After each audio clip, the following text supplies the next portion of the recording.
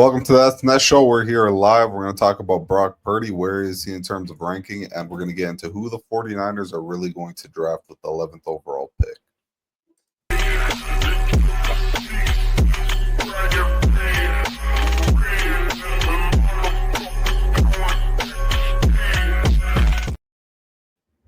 What's going on, Sal? What's going on, brother? So let's get right into this. I think we're going to be, are we reacting to that video or no? Yep. Okay, so. Yeah, so here's a little quick take of LaShawn McCoy speaking about Brock Purdy and whether or not he is a top 10 quarterback. What did he say? Combine them. He said he's Kyle great. Uh-oh. and combine it with our team. I'm sorry. Oh, we're live? I'm sorry. That was that's what the owner was saying. I just want to take the.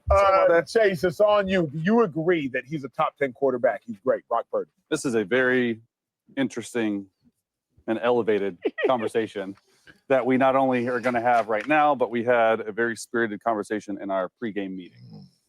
Yes, I do. I agree that Brock Purdy is a top 10 quarterback. And when you look at top 10 quarterbacks, I just want to just purely for right now, before I get into this graphic, I want to show you the top 10 quarterbacks in the league are the top 31% of the quarterbacks in the league. So Brock Purdy, in my opinion, is in the top 31% of quarterbacks in the league. Let's show the graphic. So I did tiers. This is not in order. This is, we wanted faces up there. Okay. So tier one to me is like, you can put the team on your back time and time again. You are a truly elite talent thrower of the football. We can all agree. Let's pause that real quick. These four guys. Let's talk about those tiers.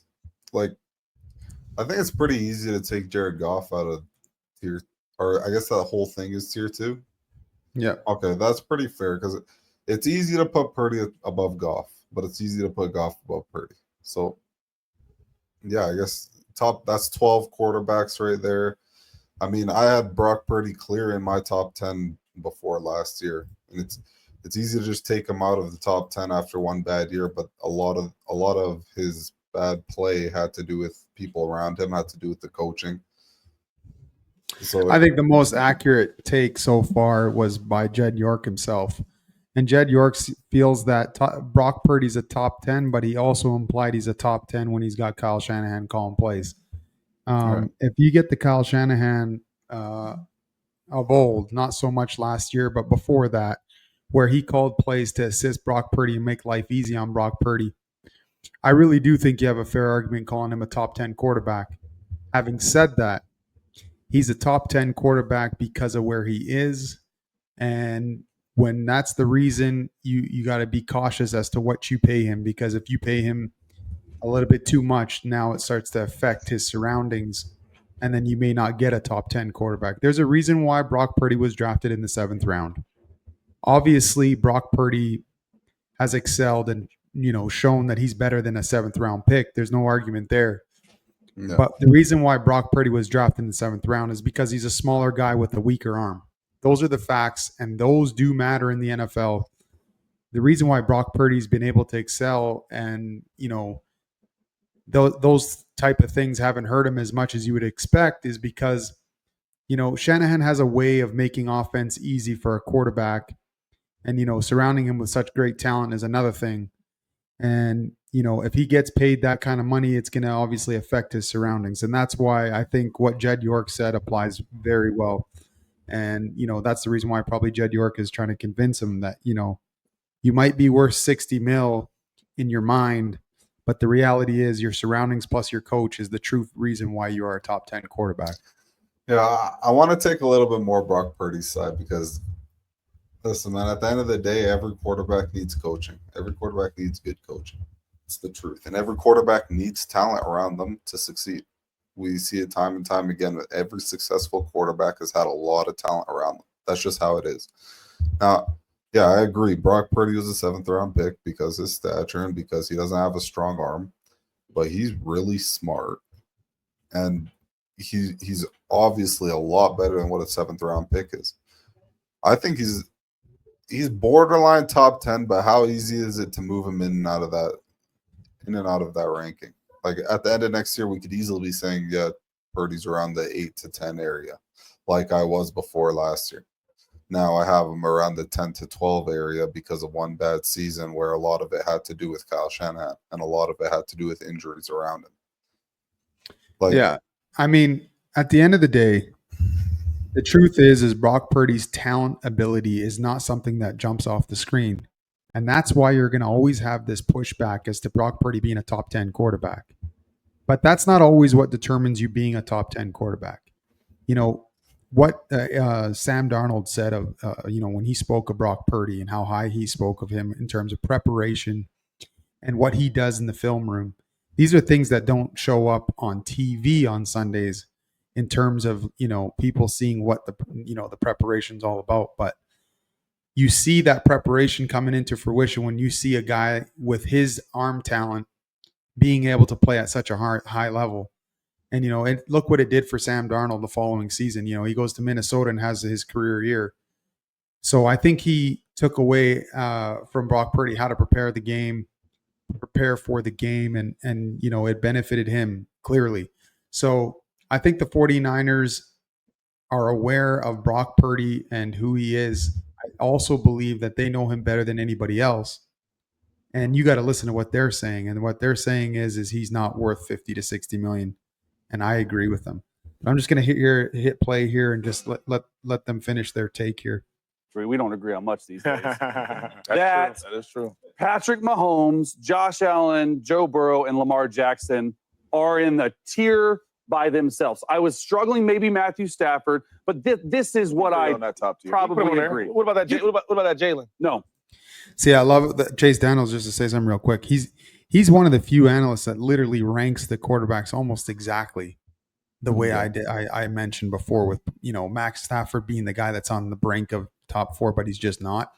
And he said that right there, and I totally agree with him. I think the top 4 are in a tier of their own. Matthew Stafford would be the 5th guy right behind them, and then after that, the tier 2 becomes true. Jalen is not in tier 1. You know what I mean? And he's not the first guy in tier 2. Yeah, 100%. No. What about Jaden? You're messing up my take. Okay. So you're messing up my take. So those 4, and maybe Stafford, right? But I just said those 4 right now are without a doubt, in most people's and GM's opinion, that's the tier 1. And then here, I have 12 total. So we're talking top 10.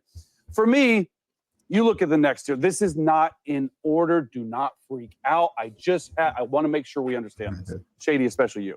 Okay, Herbert, Stafford, Goff. I do believe Jaden Daniels is in that next tier. Okay, Brock Purdy, Jalen Hurts, Dak Prescott, CJ Stroud. Now, when you're looking at those second tier of guys, is it glaringly obvious that Purdy doesn't belong with that group of guys? Like glaringly from just looking at this, does he not belong in that category to you guys? A couple dudes missing over there. Yeah. No, not to me. It's not Not for me, glaring. it's not glaring, Not glaring. right? And I think for me to get this list down to a top 10, it's like, okay, where does Purdy fit in that area? To me, I couldn't agree more. I mean, it's not glaring that Brock Purdy doesn't look like he fits in with those quarterbacks in that tier 2. Another question you could ask yourself, if you take Jalen Hurts off the Philadelphia Eagles and you put Brock Purdy on the Philadelphia Eagles, do they still come out with a ring?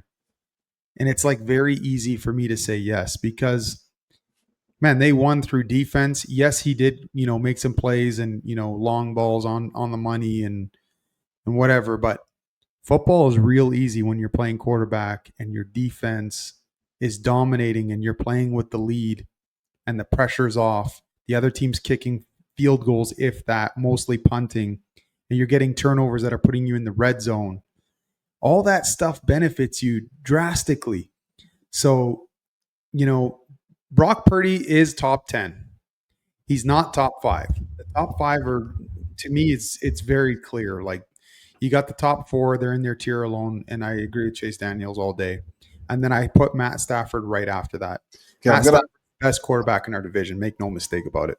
I want to push back on one thing you said, putting Brock Purdy on the Eagles. Now, I agree that it is a quarterback's dream to be on the Eagles right now. Absolute quarterback's dream.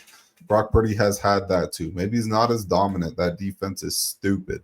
Don't get me wrong. But a big part beating the Kansas City Chiefs was Jalen Hurts' deep ball, which is one thing he obviously does very well. Okay, very well. Something that Brock Purdy doesn't have. Brock Purdy, a lot of people trash on his deep ball. It's not as bad as people say. Like in reality, it's not. He doesn't get as much opportunity, and he doesn't have the strongest arm to get launches as far as Jalen Hurts. Maybe it's not as bad as Jalen Hurts, but Jalen Hurts does it at a super high level. And I know a point you said while we were watching the Super Bowl is that is the way to beat the Kansas City Chiefs. They're manning you up, and they got a lot of players in the box, and they have safeties coming down. If you could beat them over the top, it helps you. So Jalen Hurts is almost like the perfect quarterback against the Kansas City Chiefs for that one reason. He could scramble, he's good on the ground, and he has a sick deep ball. So I don't know if Brock Purdy would have won that Super Bowl. It's easy to say that he could have because of how dominant It's very was. easy to say. Come on, man. The Philadelphia Eagles win defense, and but it's I not don't care who's playing quarterback. There's a lot of quarterbacks in the league that are winning that Super Bowl with the way that defense played. But it's not easy to say that he would be there. It's not. Listen, I'm not a big Jalen Hurts supporter. I'm not. I think Brock Purdy is arguably better than Jalen Hurts. I'm completely there with you.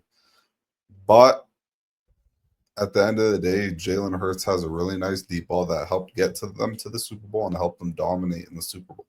You can't say Brock Purdy could have done that as easily as Jalen Hurts did.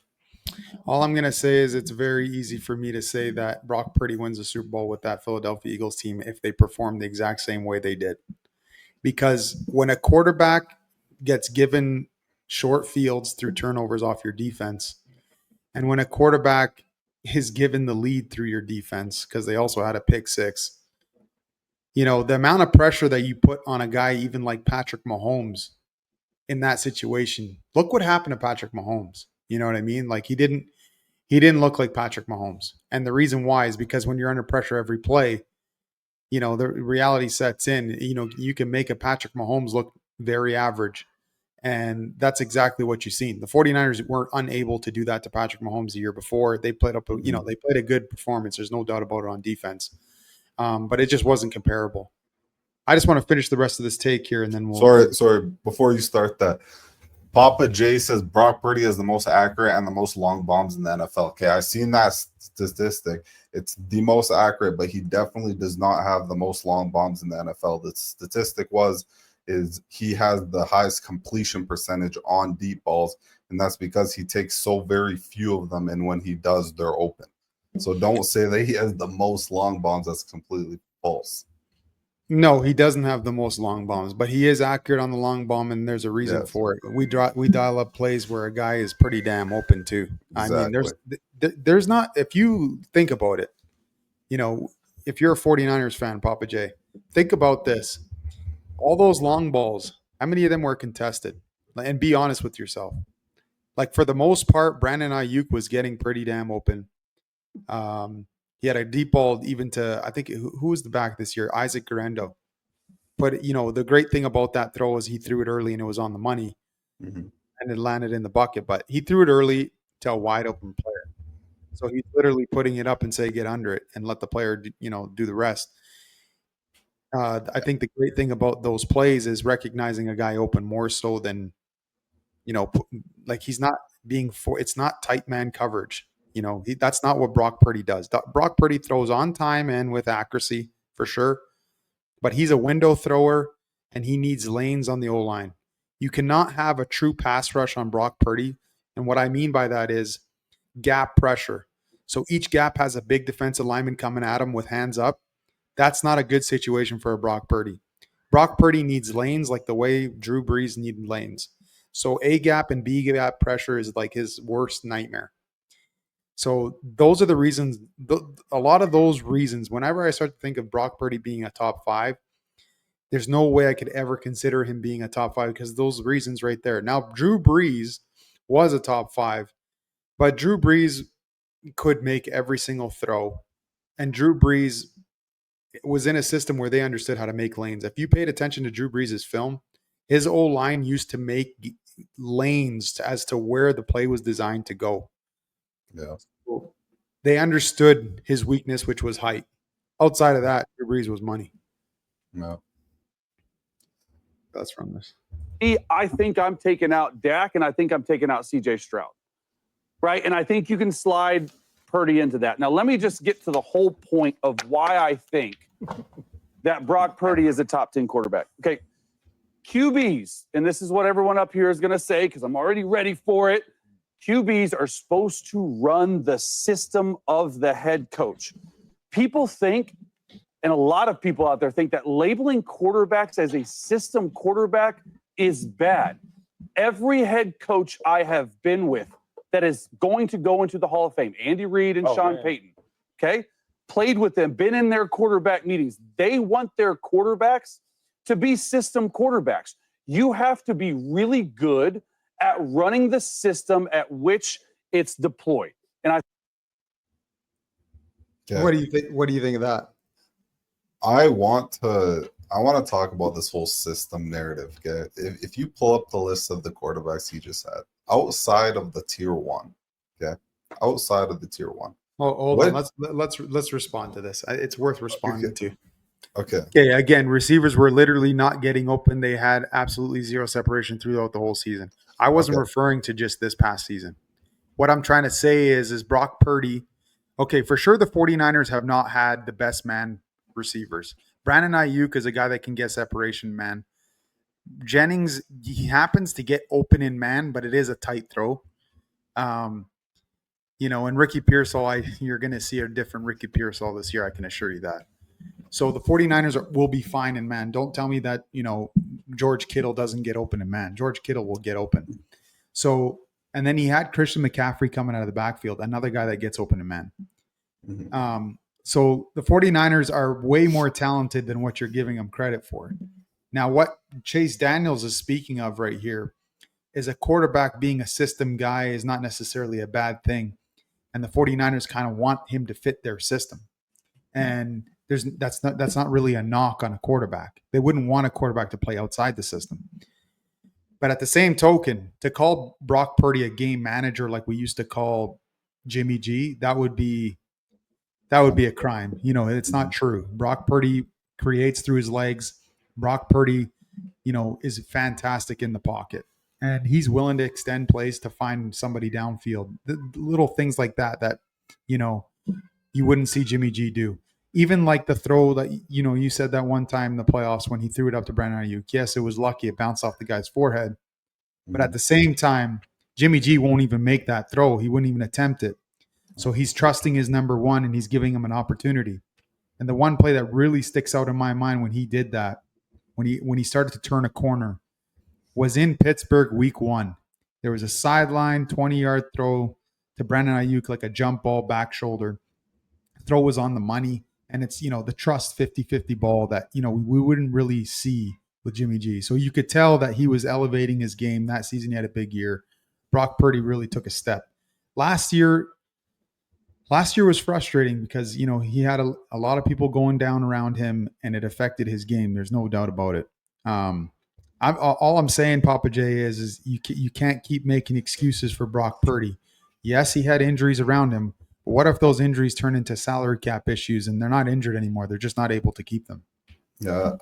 To respond a little bit more to Papa J, he says he literally leads the league in go routes ifs are not facts. Okay.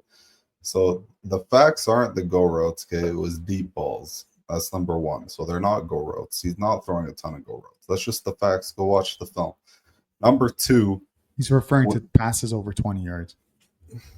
That's not what he's referring to. No, I know those are the facts. Those are the facts. It's not go routes, right? It's not go routes. Second, when you think of the odd times Deebo Samuel catches a deep ball and goes to the house, he's wide open. Don't tell me people aren't getting wide open. Deebo Samuel's 70-yard touchdown against Seattle was wide open.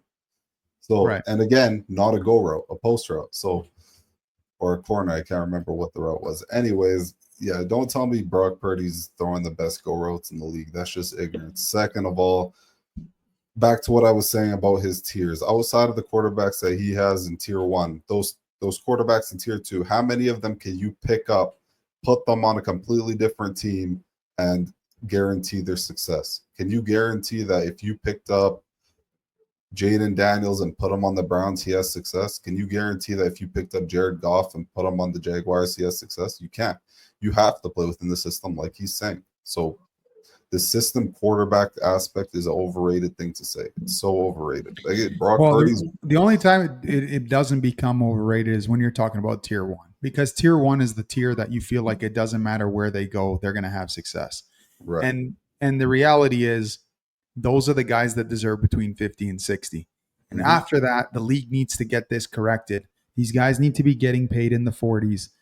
You know, it's the truth. Like, you can't pay a guy that's in tier 2 or on the brink of tier 3 even. He really is. He's in between tier 2 and tier 3. Like, I'm okay with that list that he made there. I'm not totally against it. You know, there's going to be some guys that'll argue Bo Nix maybe that should be put in there, and then you could start, you know, bringing Jordan in Love. like Jordan Love and Tua and whoever else that you want to mix it in. Trevor Lawrence, some people will even say, but I don't know. I don't hate the list that he made there. You know, anybody that thinks Brock Purdy's tier 3 is basically saying that, you know, either Bo Nix, Trevor Lawrence, or Tua are better than Brock Purdy. And you could easily make the argument that Brock Purdy's better than those guys because the success he's had is real. Like, coming back in the playoffs, not a lot of people can say they've done that, and he's done it more than once. So that's when the pressure is on the most. I've seen Dak Prescott, who's also in that top tier right there, as tier 2. I've seen Dak Prescott lose to a rookie quarterback with a defense that was pretty damn good and kept the game to 19-12. And Dak Prescott in the fourth quarter was terrible. And he turned over the ball in the first half when they had a chance to kick a field goal right before the half, or maybe a touchdown. He threw an interception to Jimmy Ward. These are situations that you cannot ignore and you cannot forget. So, not speaking from a Niner fan perspective, what I remember is Brock Purdy in the fourth quarter, 6 minutes left, driving 90 some odd yards to take the lead against the Dallas Cowboys. And then the Cowboys receiving the ball, and Dak Prescott should have took a safety. Yeah. Got away lucky. So these are the guys that you're going to put in tier 2. You have to, I don't know. I'm very comfortable with Brock Purdy being in tier 2. Yeah, these are the things that aren't taken account as much as they should when you're talking top 10 quarterbacks. When Dak Prescott gets all jittery and he makes mistakes and he throws picks, it's easy to forget about it when Dak Prescott it's easy to forget about it when Dak Prescott has the strong arm and he has the height and he has the weight that you like in a quarterback, right? So Brock Purdy doesn't have that, but Brock Purdy's not making these mistakes because he's smarter than Dak Prescott, because he's better under pressure than Dak Prescott. That's why Brock Purdy is put in that tier. If you're going to put Dak Prescott there, you have to put Purdy there. Okay, so we got a Dolphins fan on Instagram, Tarek, saying that Tua is better than Brock Purdy. Here's the easiest response to that. Okay, the thing that I specialize in when it comes to football is defense. And this is my scouting report for Tua.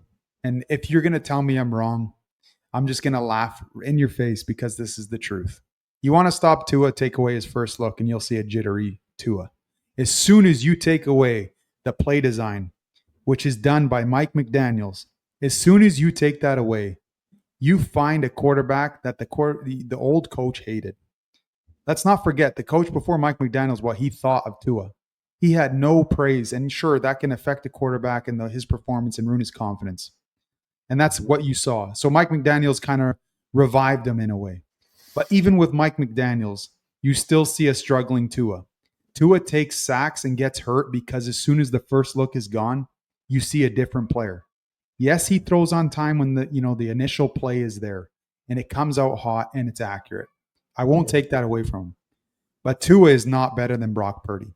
Brock Purdy's preparation is much better. Brock Purdy's ability to extend plays is much better. Brock Purdy's ability to run if needed be to get a first down is much better. Brock Purdy's only thing that you could say is not as good as Tua is his arm strength. But is Tua's arm strength great? No. So not at all. Tua is not better than Brock Purdy. That's right. So the number one that's thing not true. The number one thing I was gonna say is if you're making that statement, what does Tua do better than Brock Purdy? I don't know if you could put arm strength there. They're both trash. Who's a little bit better? Who cares? What does they don't Tua do? Arm strength's not the thing for either one of them. No. So don't even bring up arm strength. What does Tua do that is better than Brock Purdy? Is he better under pressure? No. Tua hasn't even really seen real pressures for us to know. Okay. He gets jittery, like you said, after the first look. Is he better scrambling the ball? No. Does he have better stature? No. Same problem. Yeah, like at the end of the day, Tua's strength is his accuracy, but that accuracy is only great when the first look is there. As soon as you take away Tua's first look, he's not the same quarterback. Just put on the film. I say it all the time when I'm watching my Miami Dolphins. I can't wait till his first look is being taken away. As soon as it happens, he starts to throw picks. He starts to panic. He starts to take sacks. And then, sure, he doesn't have a great O-line. And that's another reason why he needs his first look to be there, because as soon as his first look's not there, he's in trouble. Yeah, Brock Purdy doesn't have a great O-line either. And Brock Purdy's accuracy is very good as well. So Brock Purdy's just I think Brock Purdy's just better. He's got the blood, he's got that ice in his veins when it matters the most. He's so at the end of the day, again.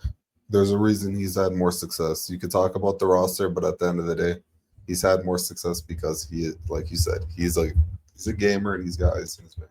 He doesn't feel pressure. I love that about Brock Purdy. That's the number one thing I have on him. Okay, let's move on. An NFL insider says the 49ers will either draft Banks or Barron with their 11th overall pick. This was on the Grant Cohen show today. I hope this is not accurate. And the reason why I say that is because I don't want to see the 49ers go offensive tackle in Banks. Not that I have anything against Banks. I just, in terms of need, we have 2 tackles that started on the team last year that are returning. So that need is not the first round pick right now. The 49ers have a gaping hole on D-line. They got to look at defensive end, which is the edge, or they got to look at D tackle. I don't think there's any two ways about it. That's the bottom line. And Barron's a solid corner in the NFL. He's going to be a solid corner in the NFL. I have no doubt about it. But if the 49ers did go Barron first round and followed up with 2 defensive tackles, it just means that we don't get the edge player we want. I don't hate it as much as an offensive tackle first round. And the reason why I say that is there is a guy that's going to cost us $10 million this year that needs to step up his game and stay healthy.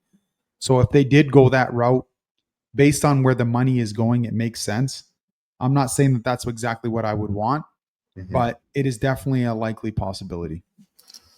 So if the 49ers go with the offensive tackle the first round, the only thing that makes sense in my mind is they're writing this year off and they're looking forward to 2026 because they are going to need a tackle in 2026 with McKivitz likely gone and Trent Williams likely gone.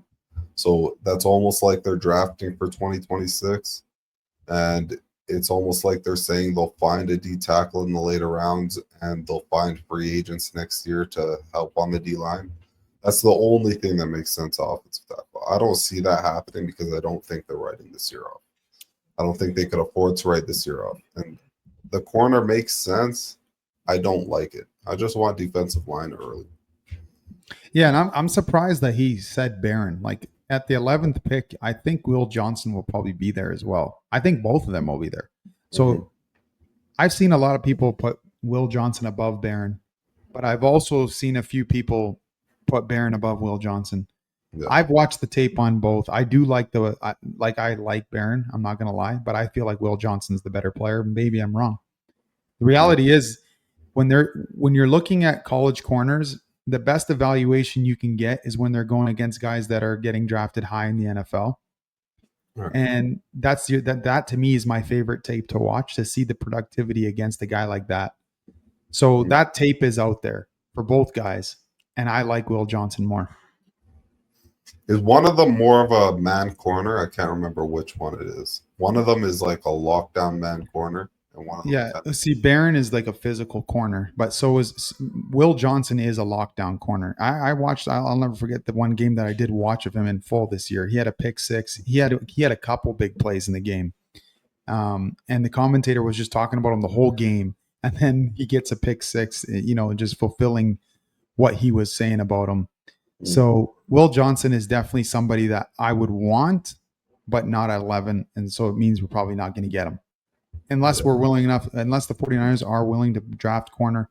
It's just when you look at this roster, the thing that stands out the most right now is a big problem in between the two edge players, and that's the interior on D-line.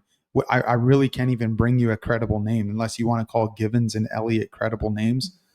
And Anderson. Anderson, frick, man, when we were in Buffalo and we saw him in the hotel, it was hard to believe he was an NFL player. The guy was ordering pizza. He was a big dude. Just not what you would expect an NFL D tackle to look like. Sure, they should be big and whatever. It's just he didn't look like the professional athlete you would expect. Yeah, all I know is if they draft at 11 outside of D lineman, they better be right about him. Like, he better be a Pro Bowler, a future All Pro. He better be nasty. It can't be any other way. Yeah, I mean, and again, if you're looking at the best corner in the draft, and he's gone before 11, which he probably will be, and that's Travis Hunter. That's what leaves me sour about taking Will Johnson or Barron, because they're not even the best corner in the draft. Now, the chance of getting disagree. There's a lot of people that say that. Man, anybody that doesn't think Travis Hunter is a freaking next level talent who's going to play offense and defense, they're crazy, man. That guy is absolutely unbelievable. His workout, his pro day, the routes that he was running, and how crisp they were, and the explosiveness. Mm-hmm. This is coming again. I played defensive back, and I'm telling you, when I'm watching that, I'm thinking to myself, holy crap. And trust me, man, that guy is going to come to play. He looks very explosive and clean in his routes. He's a freak athlete. The concern is that corner. A lot of people say that there is better corners than Travis Hunter. Those two possibly will be more successful. In terms of wide receiver, that's what makes Travis Hunter a clear top 3 pick, is because he's nasty at both. 100%. There's a pick that Travis Hunter had in the end zone. He was playing cloud coverage, cut coverage, and he's splitting the flat with the corner over top at the back cone, and he's splitting it so well. And when he decides to finally throw the corner, he breaks off and goes up and gets it. I don't know, man. I've seen a lot of good DBs on tape in college. His shit pops off the film. And if you understand corner and the things that they're asked to do in the NFL, aside from playing man, this guy hits all the check marks, man. So I'm not saying that Barron and Will Johnson don't do that and that they can't play at a high level with them. I'm just saying, to me, the clear-cut best corner in this draft is Travis Hunter. If you're going to include the whole package in terms of tackling, then you could start talking Barron. But I don't think Barron does what Travis Hunter does outside of that. So I don't know, man. I give it to Travis Hunter, no doubt. Okay, I see a lot of NFL people, a lot of insiders, you could say, or reporters, I guess, saying that they're expecting McMillan to drop past 11 because of that video. Is there a chance Shanahan does that? Like, this guy is he was a clear top 10 pick, and now if he drops to the Niners, I don't think there's a chance, even with Shanahan and his habits, because Pearsall was taken in the first round last year. Had Pearsall not been taken last year, and even though we had those gaping holes on defense, there's a possibility he would do that and drive us all crazy. But not this year. I think this year, the 49ers have almost forced their hand as to who they're going to draft by their decisions in free agency. So the 49ers would make no mistake about it. They should go defensive line. And I've been saying it all month. Go 3 picks in a row on the D-line and address the issue, because you cannot win in the NFL if a team can run on you. And right now, with the roster that we have before this draft, if they do not address it, I will bet anything you want. I'll bet the house on it. The 49ers teams will run right down their throat from the first quarter. Usually offenses start to open it up in the third and fourth quarter. It'll open up in the first quarter because we just don't have the guys for it. Right. So I think the one thing I like about Kyle Shanahan is Kyle Shanahan wants to win with defense. And, he's not just an offensive minded guy who doesn't understand that you need a good defense. And if you pay attention to the 49ers rosters and the 49ers success, they've had a lot of good 49er defenses, and he understands that. And, it's so much so that he flew to Dre Greenlaw's house with John Lynch at a last attempt effort to try to retain him. Ultimately, it didn't work out, and they made the mistake of not offering that same contract prior to the Broncos. That's where the mistake was made. Almost offended the guy, and Dre Greenlaw went off to go what he did, and that's signing with the Broncos. Yeah, we have a problem. There's a problem with Dre Greenlaw being gone. I don't think they were expecting that. Right. They all of a sudden start talking really high on D Winters, but at the end of the day, I don't think they're expecting Greenlaw to be gone. I think they just thought, okay, well, let's get the number down as low as we can. He'll stay. He loves Fred Warner. He loves the organization. He'll stay. So that was just a big headache. They didn't expect to happen. Guaranteed. So a report came out today that the 49ers have been linked to CJ Mosley. And the reason why it kind of makes sense is that Robert Saleh came from the Jets. CJ Mosley got cut from the Jets. And it would almost be like a happy reunion between the two. I just don't know where CJ Mosley is anymore as a player. Is he still as dominant? He's an older guy. Does he still have something left in the tank? I do believe that he does, but to what extent is the question? Do we go and sign him, or do we, give D Winters an opportunity that he's been waiting for and see what he's capable of? Yeah, I've spoken on this before, man. If Winters isn't on the field this year, it's a mistake. I think the sort of narrative of this season is the young guys are going to play, so let it happen. I don't want us to sign Mosley, to be honest. Yeah, no, I would be in favor of D Winters seeing the field and the 49ers addressing D-line, corner, and maybe even a safety if they can. But maybe let Jair get another shot and not address that and go to O-line after that. And the 49ers will get one running back. That's just what Shanahan does, and he even said he's going to do it. Yeah. Did you know D Winters? I believe I heard this in a video today. I'm gonna double check this. D Winters was a 4.40. I know that D Winters is much faster than people are aware of, and I've talked about this. Yeah, and I've talked about this. Yeah, like I say, D Winters in terms of coverage, the 49ers have no issues with him. It's going to come down to what he's like during the, on the run, because D Winters, man, we've talked about this in the past. The play that he made against the Kansas City Chiefs on a backside post, a guy that's supposed to get the hook curl and recognizes the post coming from the opposite side of the field, never mind recognizes it. He gets to it and shuts the play down and forces basically a ball to their feet, when Patrick Mahomes, for a fact, is ready to put that thing on a dot over top of his head like any other linebacker would allow. But because of that 4.4 speed, he's able to do things that other linebackers aren't. Now, the concern of D Winters, it's got to be on run.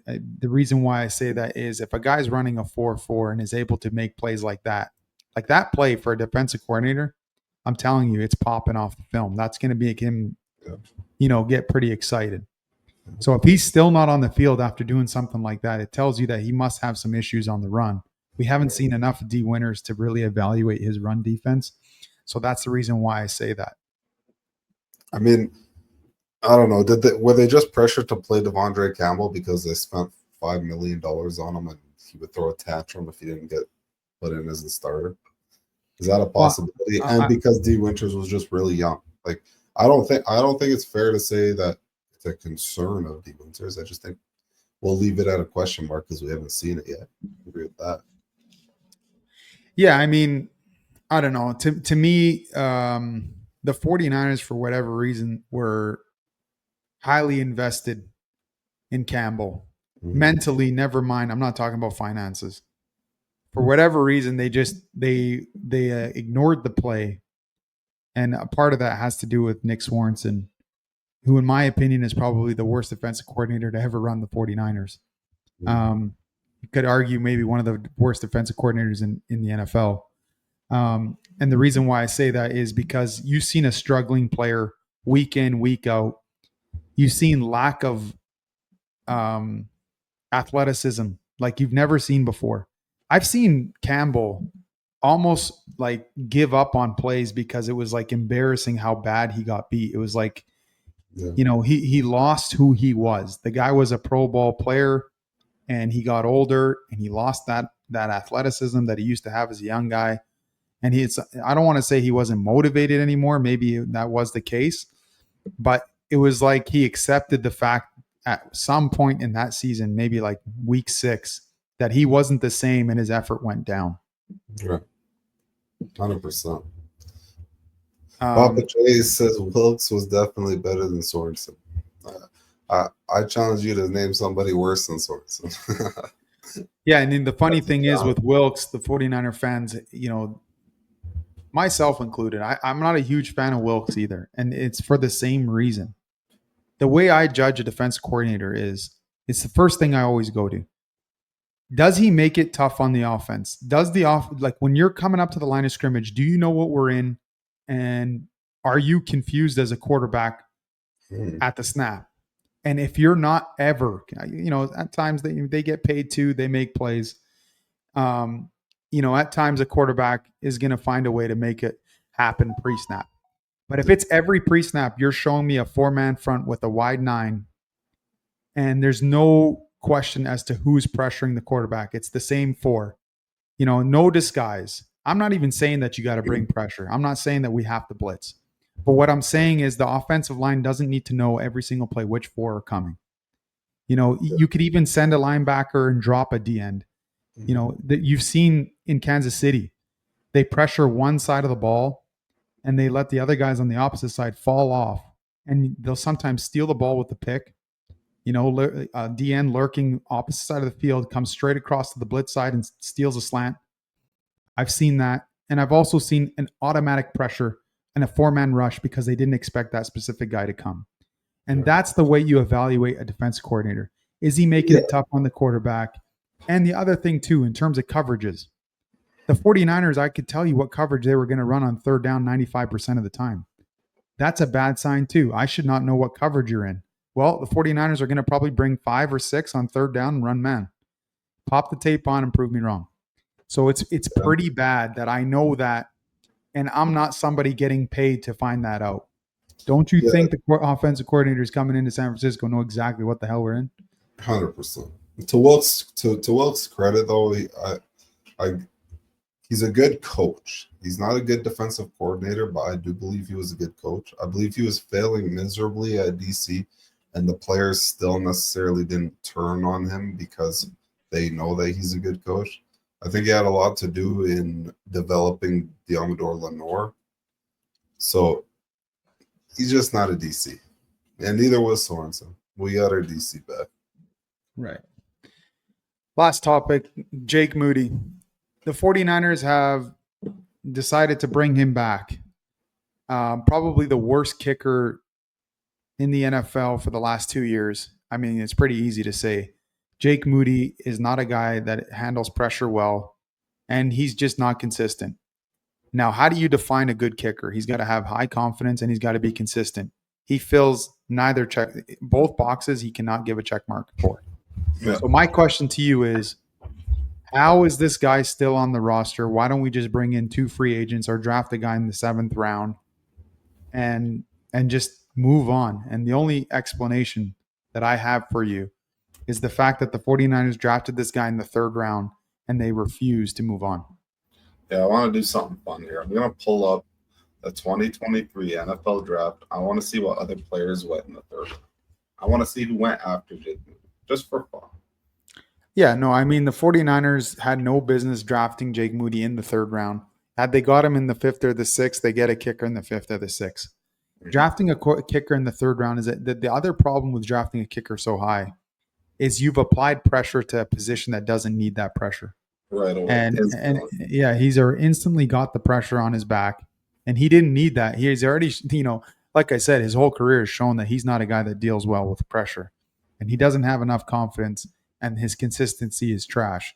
There's really no reason why this guy should still be on the team. So the pick right after Jake Moody was wide receiver out of Cincinnati, Trey Tucker on the Raiders. I like Trey Tucker a lot. actually. I think he's dangerous, and I think after some development, he could be a good player in this league. Oh, I'm Let's sure see. if you go through the whole draft, hindsight's 2020, you're going to find a lot of players that the 49ers could have taken. But I'm not even standing up for them one bit because I would never draft a kicker in the third round regardless. Well, yeah, that's my whole point. Like, how many of these players do I not know? But like you said, that you're going to find a lot that could have been better. I would rather take a chance on that than a kicker that, like you said, you're setting up to fail instantly. Something So- else that Tarek brought up that's interesting is Asante Samuel Jr. is still available, and it is kind of mind blowing. That's a young guy who's played corner at a pretty high level, and he's unsigned. Now, probably it has a lot to do with what he's asking, but the 49ers could use him, and then you're really focusing on the interior that they need to focus on. It just comes down to numbers right now. The other thing too is make no mistake about it. The 49ers are not in the market of investing on players this year. They made that pretty clear. Yeah, no. What do you think his number is? Is he coming off a rookie deal? What's his deal? Yeah, so his contract ended as a rookie, and they decided not to bring him back. Yeah, that's interesting that he's not signed yet. It is very interesting. Like to me, if you're getting a young player, it just comes down to money, and he must be asking more than what teams are willing to give him. That's the only thing that makes sense to me. Yeah, I think the Niners also just invested in a lot of DBs. Like, that's pretty much all they signed this offseason. And some young ones. Like, I think Trey Brown's probably going to get that starting job at the third corner. Yeah, it all depends on what the 49ers do in the draft but you're right. Trey Brown probably will end up being on the field, and then in terms of nickel formation, so that the 49ers can bring in Lenore to the slot, which we've seen a lot of last year. Anyway, I think the 49ers need to cut Jake Moody and take the cap hit, the same thing they did with a bunch of other players, and make 2025 the year of the cap hit, and 2026 is a fresh start. And we move on, and the 49ers hopefully do what the St. Louis Rams were able to execute, which is a quick rebuild, and you find them now as another threat to go for a long run coming into this season. Mm-hmm. That's it for today. Sorry, I just wanted to end on the big question is they know they got their quarterback. Do we have our quarterback? That's the big question mark that he's going to answer. Brock Purdy's going to answer. I'm just going to respond to that real quick. Brock Purdy is definitely not the reason. Anybody that thinks that Brock Purdy is the reason why the 49ers didn't win the Super Bowl, they're sadly mistaken. He's a big reason why we even got there. But to say that Brock Purdy is going to win you a Super Bowl on his shoulders, there's only 4 quarterbacks that I think that can do that. And keep in mind, Patrick Mahomes of the 4 is the only one that's been able to do that. So it's a tall order to expect a guy that's not even in the top 4 to put it on his shoulders and win you a Super Bowl. Like Joe Burrow has yet to do that. He got there, but he's yet to do it. Josh Allen's never been there. And Lamar Jackson's never been there. So the top 4, we've only seen one quarterback truly put it on his shoulders and go win a Super Bowl. So stop expecting Brock Purdy to do that. Sure, Brock Purdy is not the reason why you're going to win a Super Bowl, but he's not the reason why the 49ers lost. Tom Brady couldn't put it on his shoulders, man. The truth. He did against the Falcons. No, he didn't. Yeah, okay. He put a half on his shoulders. Okay, guys, that's it for today. I hope you guys enjoyed. Don't forget to subscribe and like. Till next time, take it easy.